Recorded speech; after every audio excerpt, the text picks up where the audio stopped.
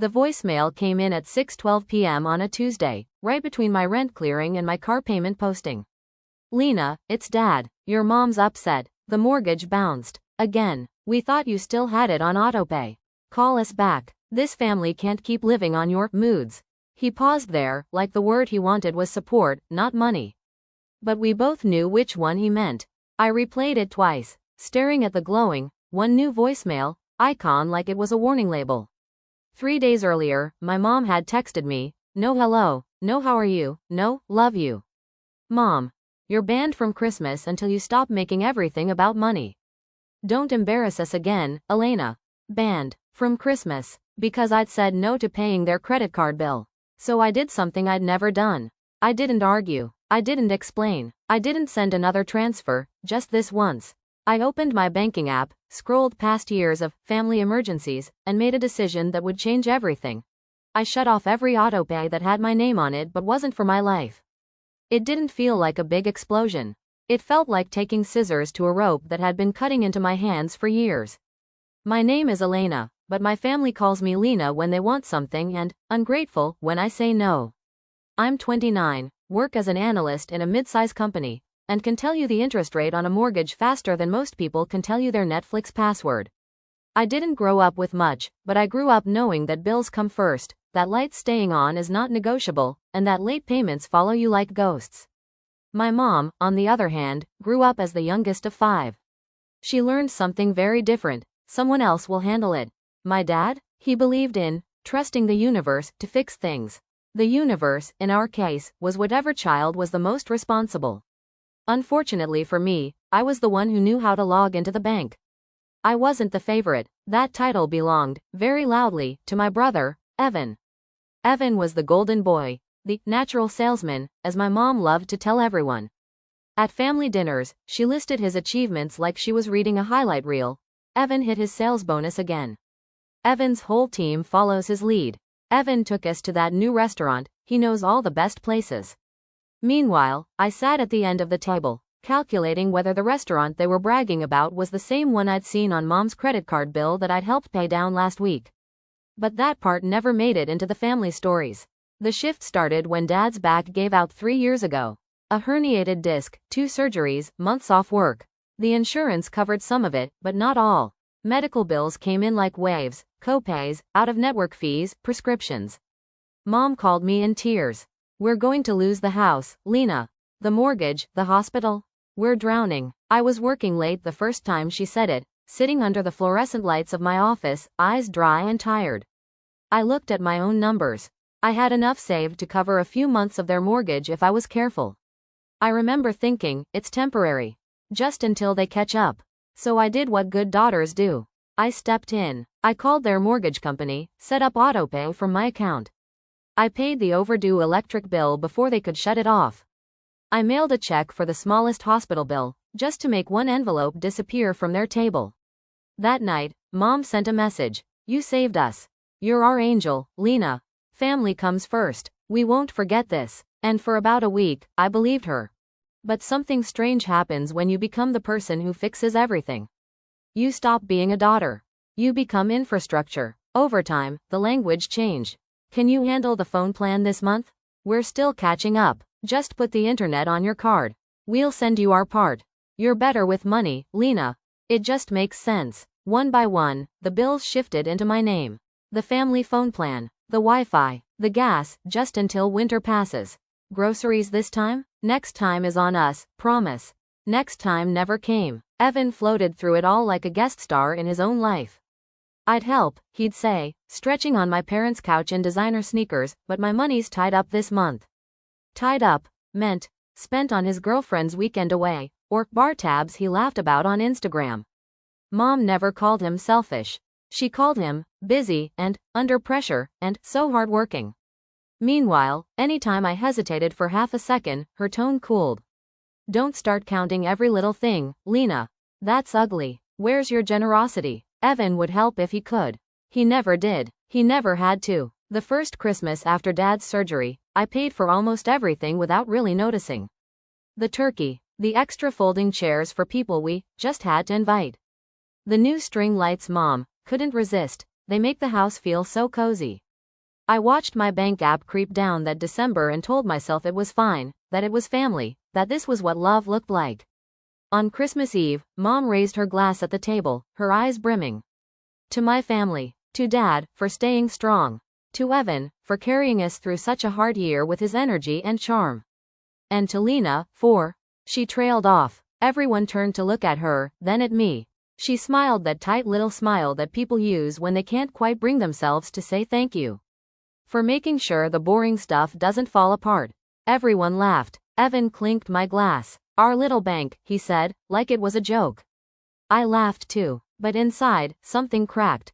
It didn't break cleanly. I wish it had. It cracked over a series of small moments. Mom, posting holiday photos without me in them because I was washing dishes in the kitchen.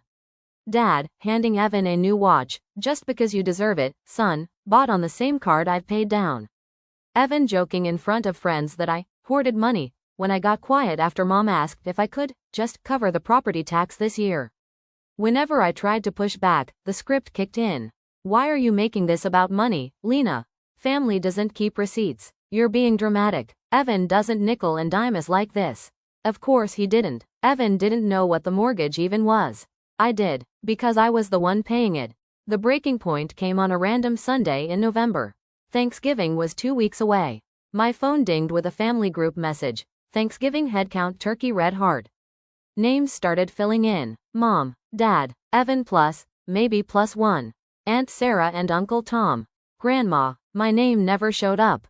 I watched the bubbles pulse as they talked about side dishes and pies, until I finally typed, "Did you forget me or am I bringing something so big it gets its own line?" Tears of joy. The laughing face felt fake even as I sent it. Evan replied first. "Limited seating this year, Lena. Small table. We figured you'd be busy with work anyway. You always are." The silence afterward was louder than any argument.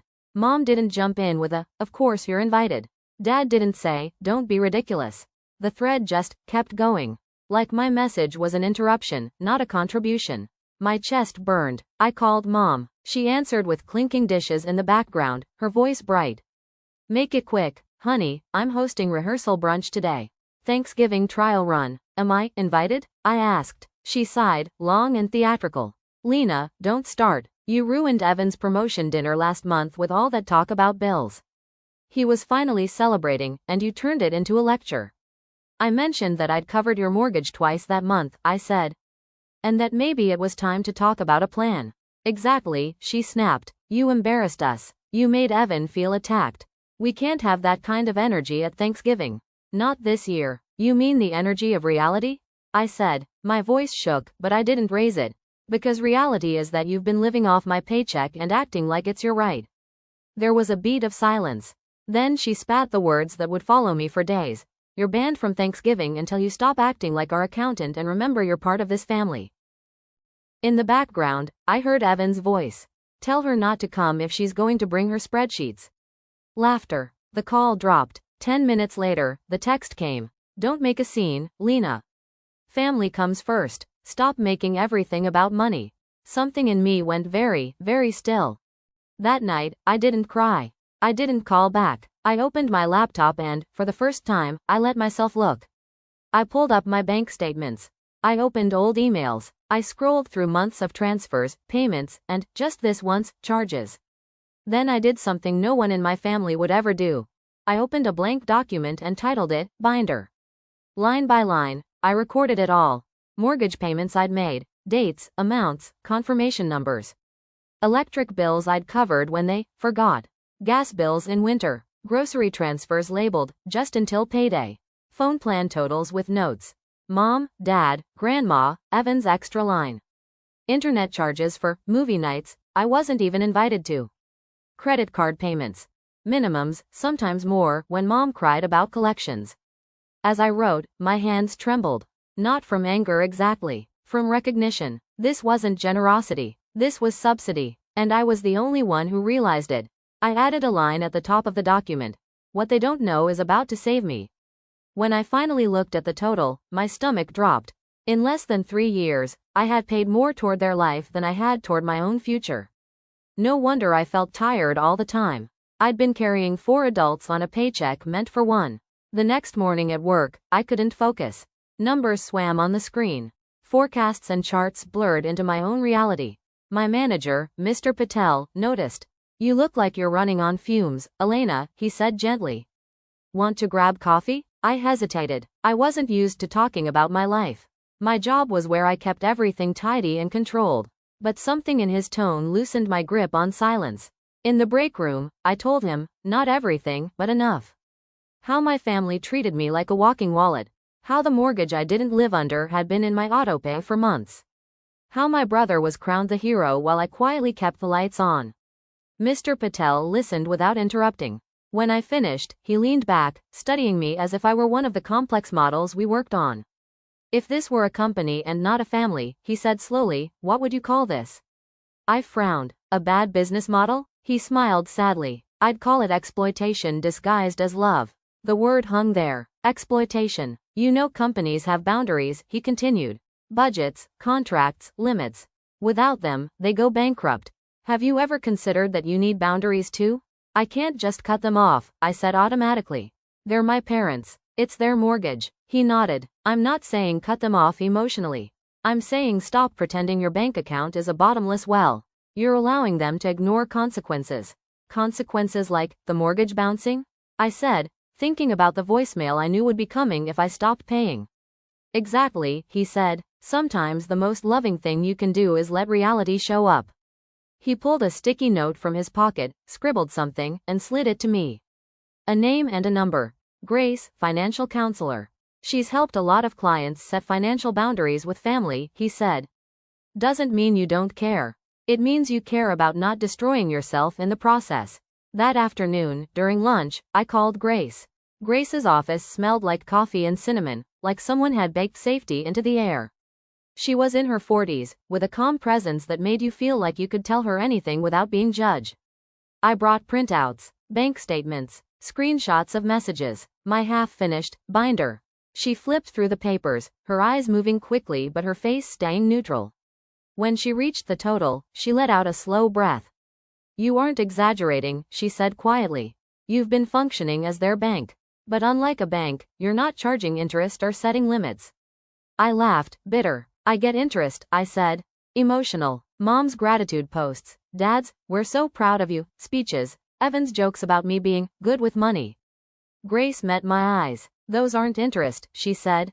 "Those are distractions. The moment you mentioned boundaries, they banned you from Thanksgiving and called you dramatic." My throat tightened. "So what do I do?" I asked. "Just delete the autopay and watch them drown?" She shook her head. "No. You create a plan that protects you and gives them the opportunity to act like adults." She pulled a pad of paper toward us and drew a line down the middle.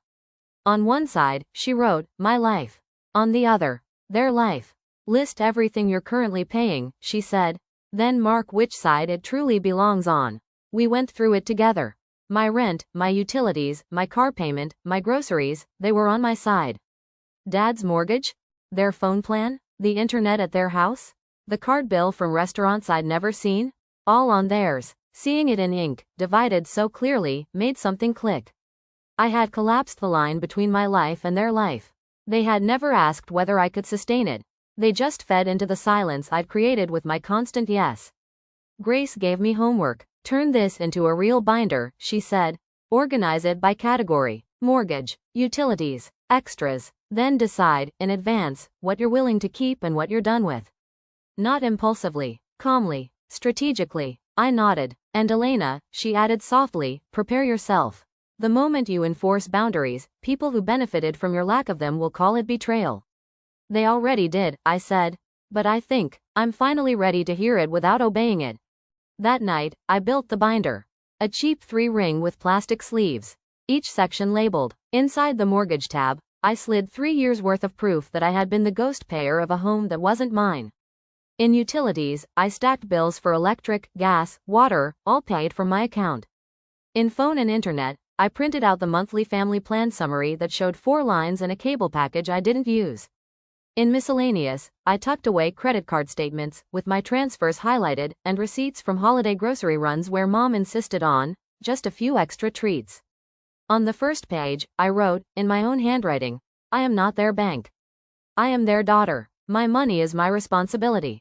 So is theirs. I stared at the words until they stopped feeling rebellious and started feeling like truth. Then, with my hands only shaking a little, I opened my banking app and began. I canceled the mortgage autopay, removed my card from the electric company and gas provider, called the phone carrier and separated my line from the family plan, moving it to an individual account. Each action felt like unclipping a chain link from around my chest. After it was done, the silence in my apartment felt huge. I was terrified, but underneath the terror, there was something else. Something like freedom. The next week, my phone was quiet. Too quiet. No requests. No, hey honey, quick question about a bill. No, can you, or would you mind? I started cooking for myself, real meals instead of takeout eaten at my desk.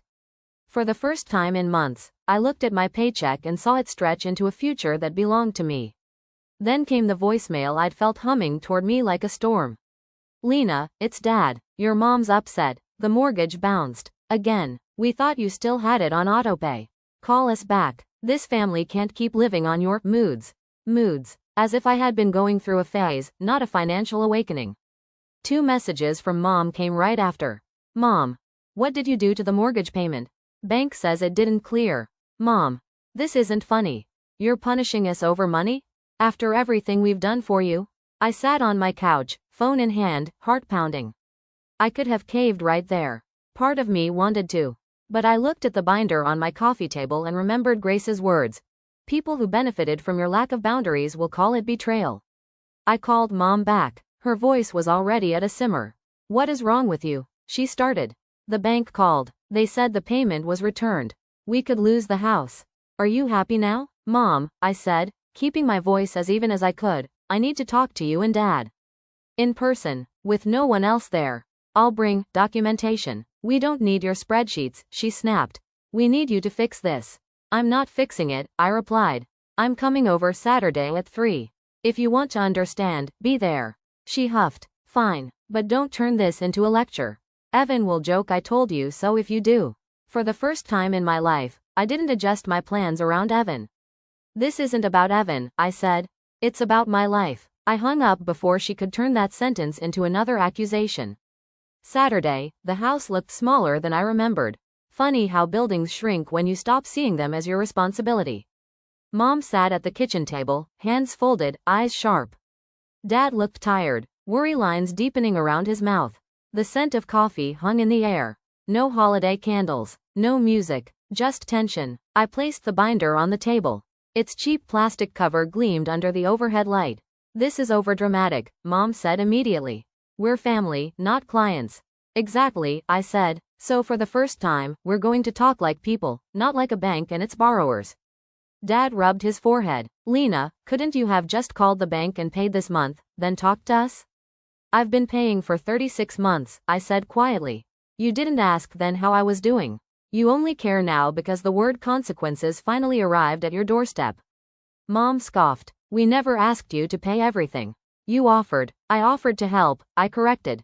You turned it into a default setting. I flipped open the binder to the mortgage section and slid it toward them.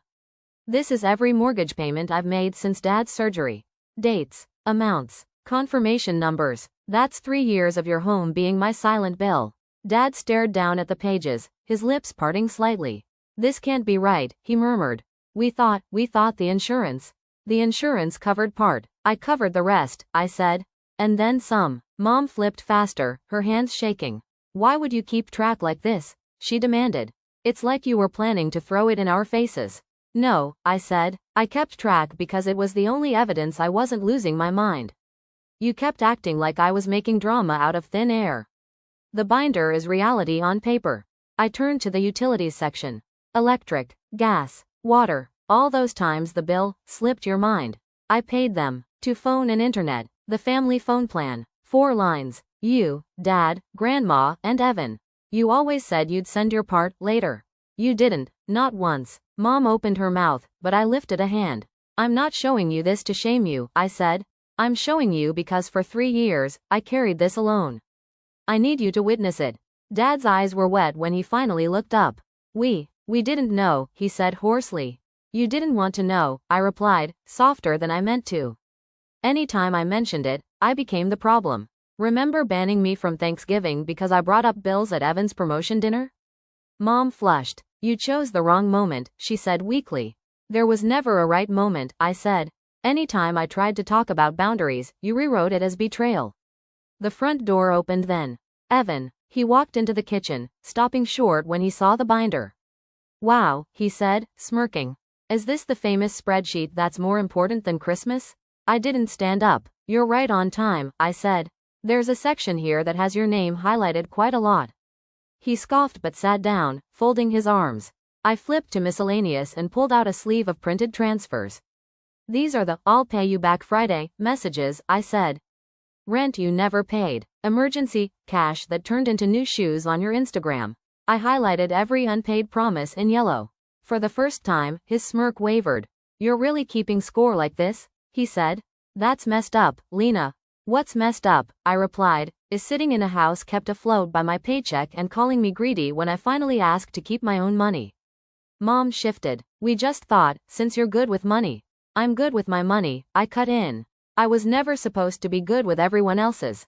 I closed the binder. The silence was heavy. Finally, Dad spoke. So what now? He asked softly.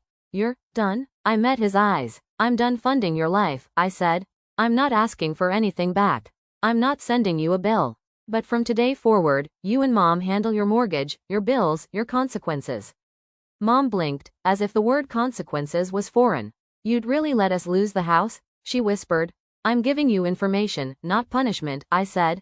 I left notes in the back, phone numbers for your lenders, a simple budget showing what you can cut to afford the mortgage, scripts you can use to negotiate payments.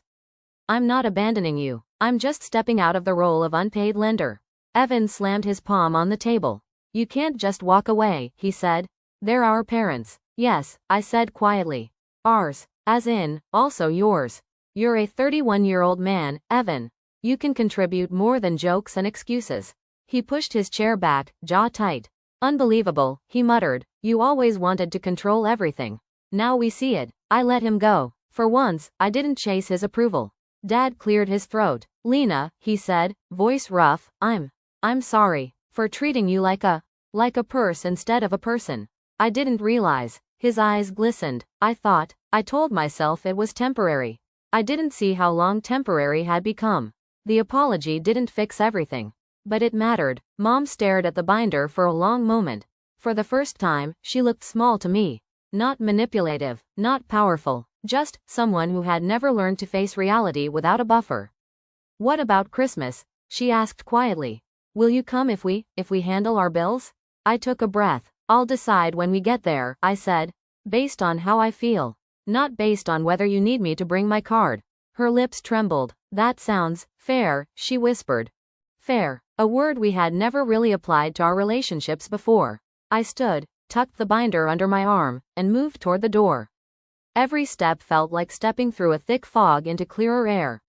At the doorway, I paused. I love you, I said. But I'm not sacrificing myself to prove it anymore. Mom looked up, tears finally escaping. I don't know how to do this without you, she said. That's the point, I said gently.